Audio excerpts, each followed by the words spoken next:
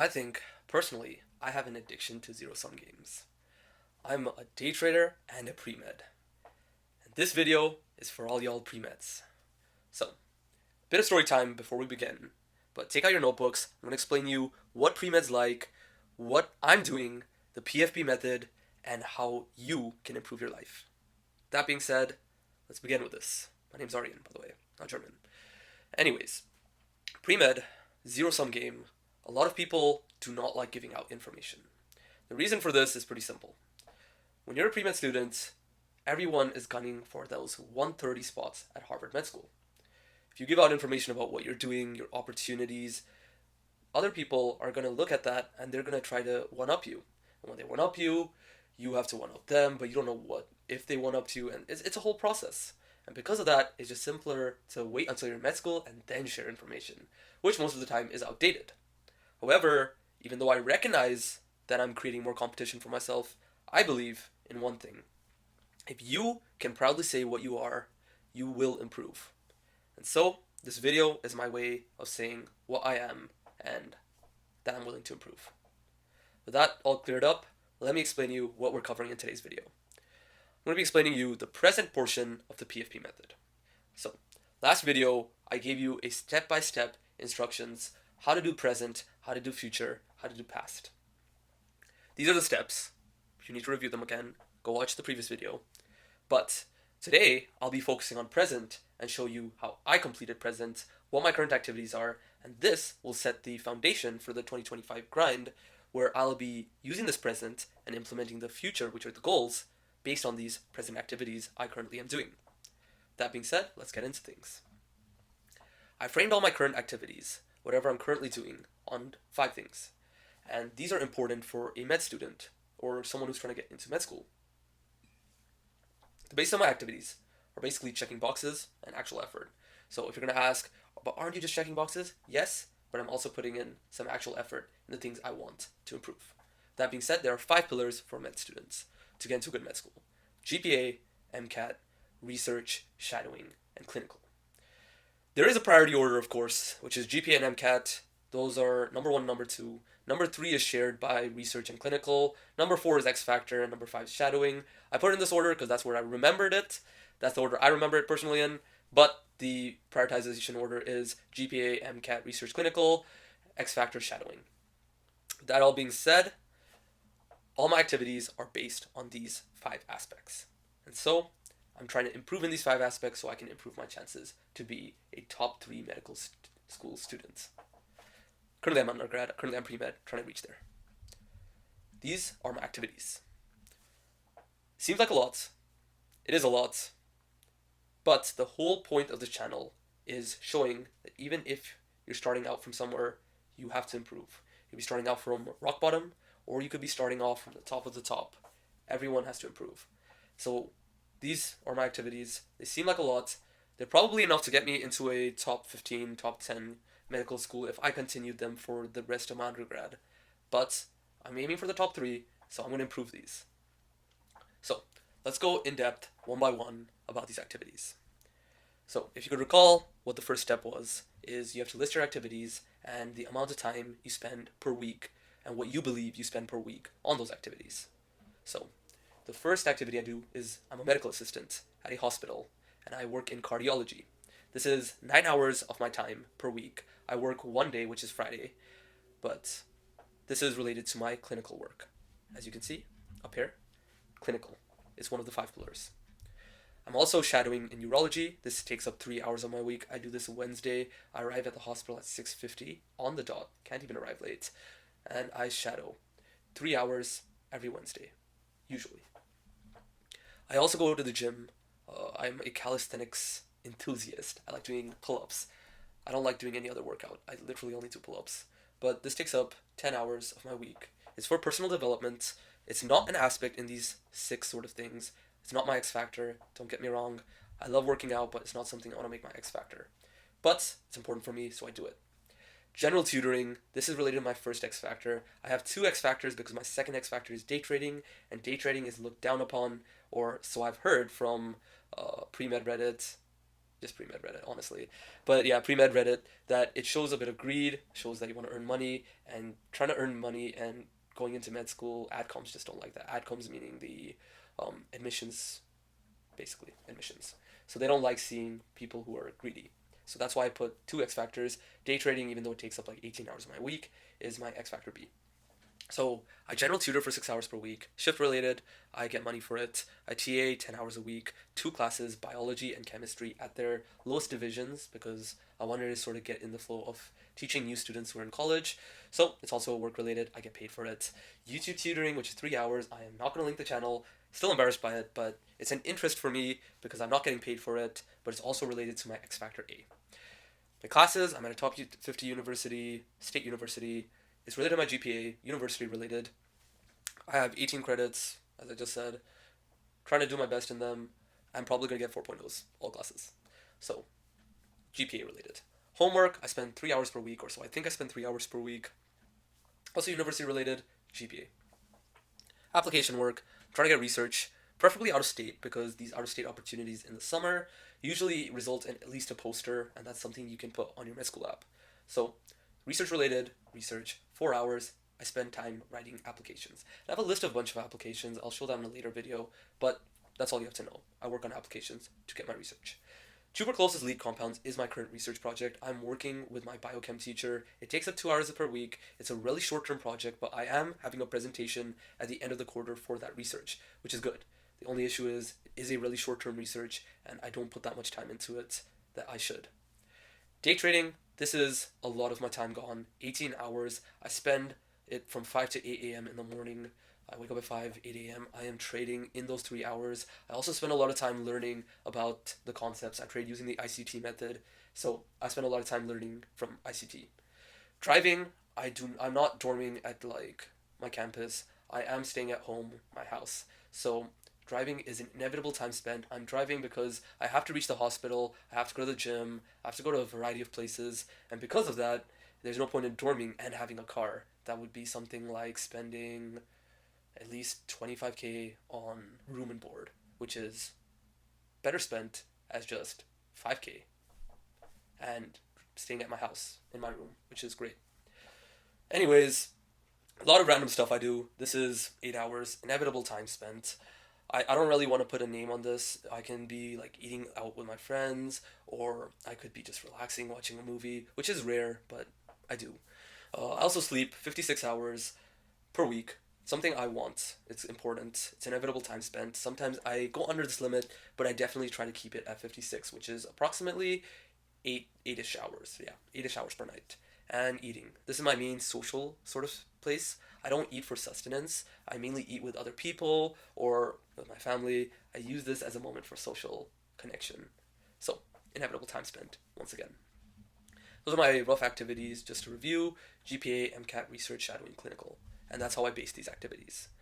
And this whole channel is sort of to improve on this. So, I have about 166 out of 168 hours accounted by this. Who knows what I did 2 hours with? Maybe I did random stuff. But this roughly covers step 1, which was listing my activities and showing how much time per week I spend on these activities. Okay? With that being said, the second step is scheduling whatever happens for 1 week. So I did that here in this Google Doc, which is right there. This Google Doc. I scheduled all my activities here. This is my calendar that I roughly stick by. It's in September. I didn't give my October calendar, neither my November calendar, and all the scheduling for 1 week happened on the Veteran Day week. So this calendar is a bit outdated. The reason I didn't put a in-date calendar is because I probably had to ask permission. It has a lot of personal details. I didn't want to manipulate those personal details because my calendar is pretty important to me right now in terms of planning. So I use an outdated calendar, but when I have a calendar, what I have on my Apple calendar is just stuff that I need to go to. For example, classes, as you can see right here. I have my medical assistant job, is just shifts, work as a chem TA, bio TA, etc. So it's just fixed things that I have to do. Okay, so this is day 1. I started out on Sunday, November 10th. I wrote all my details. I woke up at 8:45 a.m. I ended up leaving my bed at 10:25 a.m. But I learned ICT concepts from 9 a.m. to 10:30. And I wrote all of these details for all 7 days. I'm not going to go through each of the details. I'm going to scroll through them, of course, which is good. For you guys can pause, you guys can look at each aspect, but I'm not going to explain you what I did. I didn't plan any of these. I walked into this week just doing whatever I had to do. I made a to-do list, as you can see. I didn't complete every single thing every single time. I could have if I wanted to, but the goal of this was not to impress anyone. It was just to figure out what I'm currently doing, how is my time spent in a natural way. So this was day 1. I wrote everything. This was day 2. I did a similar sort of thing. It was Veterans Day, which I understand is not an ideal representation of my day or my week. For example, on Monday, I have a biochem class. That's obviously not going to be shown on Veterans Day because there was no classes for Veterans Day. And similarly, on Friday, which you'll see in a bit, was my sister's birthday, so I had to do a lot of preparation, for example, getting the cake, getting some candles, etc., which resulted in a lot of driving because I did that all during the office rush. So it's not an ideal representation of my week. However, the most important part to note is I did this so that I can show you that you do not need an ideal representation of your week to understand where your time is going. It's important that you take any week and you just analyze it. Try not to choose a too low week, but you don't want to take your best week and analyze it, because if you took your best week and you analyze that, then the amount of improvement you can do on that week is really minimal. So then your goals are going to be really hard to change. Let's say you're making a couple of changes in your goals. If you're already stressing yourself out and you're achieving this much and your goals are actually to achieve less, it sets a really bad precedent. So as you can see, day 6 here, Friday, my sister's birthday, I didn't really do that much work. I watched a movie. There were only 3 things. I was also low censored on this day, which, if you don't know what that means, is low censoring in a hospital is where there's too much people at the hospital, too many employees at the hospital, but there's too little work at the hospital. So they send out all the temporary people, all the per diem, and I'm a per diem shift, so obviously I got sent out kind of first. So these are the steps overall. So I got low censored here. I also couldn't shadow on Wednesday like I usually would, because the person I'm shadowing, the doctor, he's in the hospital for his own surgery. I'm not gonna give you any details about that because HIPAA personal details. But yeah, he's in the hospital for his own things, so I couldn't really shadow him. So yeah, Sunday, Saturday, that's where I ended, and yeah, I just played a little bit of games towards the end. Called it a week. It was a good week, and that was roughly my schedule. You guys can, once again, slow down the video, look at it slowly. I'm going to go scroll through it one last time. But yeah, you guys can see exactly what I did. I'm not going to go through it. But yeah, that was step 2, where I sort of scheduled everything. And step 3 is right here, where I compare steps 1 and 2. I decided to ask ChatGPT to make me a pie chart. I didn't use Excel, I just asked ChatGPT. Just ask ChatGPT, give it some input. For example, just copy paste all of the schedule here and put it into ChatGPT and say, give me a pie chart on how much time I spend on my activities. And so I did that for both this thing up here and for my schedule. And so the expected was the thing up here, and the schedule was the thing which I call reality. So this is a comparison between what I expected and what actually transpired in that week. And so, as you can see, it's pretty similar in what I did. There are a couple of differences, of course. I did not assist. I was not medical assistant this week. I did not shadow at all. So this whole 6% is definitely gone. But for the most part, it does look similar. My sleep is actually 4% less than, or 3% less. Now it's 4% less than I expected. Makes sense. I was sleeping at 12, waking up at 5, so I only slept 5 hours a lot of the days. Usually, I sleep by 10 or 11, so it's definitely wasn't that good that week. But for the most part, they are pretty similar. So I was relatively happy with this and meant that my overall planning was good, or how I spend my time. I'm pretty cognizant of that. For a lot of you, it might not look the same at all, and that's not something to be ashamed about or to be worried about. All you have to understand then is take an additional step in the plan and maybe track another week. You have to sort of understand where your time is going, maybe revise the original sort of thoughts on what you think you spend on your week, and try to figure out what are the discrepancies. But for me, it looked pretty similar, so I'm not going to go too much into that. But I did show a time distribution across the 5 pillars, because the 5 pillars are a concept that is extremely important to me as a pre-med student. So, as you can see here, I have an expected and a reality, and these are the 5 pillars. This green thing is just other stuff, which is random. To be honest, gym should not have been included in this X Factor A, but apparently I guess it is included, so I guess we'll keep it here. But what we see here is definitely a couple of changes. I definitely spent a lot of time day trading, approximately 5% more than I expected. And a lot of that was because I didn't do any shadowing in clinical. Over here it says 7.2%, and as I explained, I wasn't able to do that because I was low censored and the doctor I was shadowing was unavailable. At the same time, with classes, I did spend more time on my classes and homework than I initially planned, which is not a bad thing because I did have an easy schedule this quarter, so it's good that it's more logical than I expected. In terms of X Factor A, I spent far less time than what I expected, which is good. I want this to be a sort of trend. And research was okay. I think I want to spend more time in research. I feel like I postponed, for example, in my schedule of 1 week, I did have a task right here, which was one research application.